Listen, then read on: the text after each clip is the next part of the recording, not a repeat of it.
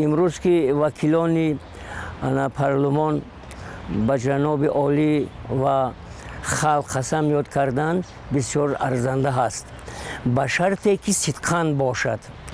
اگر قسم یاد کنی و از روی قسمت رفتار نکنی و سخن دیگر باشد، قسم باشد، رفتار کردار دیگر باشد، به فکر من که هیچ یکم تاثیری نداره، یکم فایده نمی بخشد.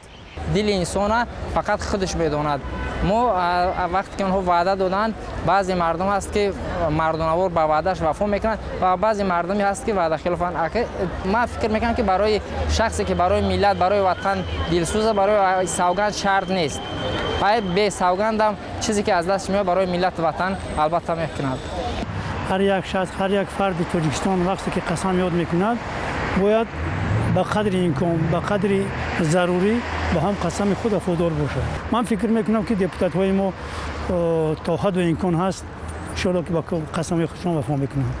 یک خیلشان با همین از صدق دل در کار خود صادقند، اونها از صدق دل قسم میخورند و در همون کاری که هستند در همون کارشون دائمی همون کارشون صادقند و بعضیشون هستند که اونها همین مجبوری اونها قسم میخورند. اونها نمیتوانند که همون نمیخوان که قسم در پیش مردم یعنی آبرویشون پس شود، یعنی فرار. برای همین اونها مجبور قسم میخورن و همین کارشون باز دوام میگن.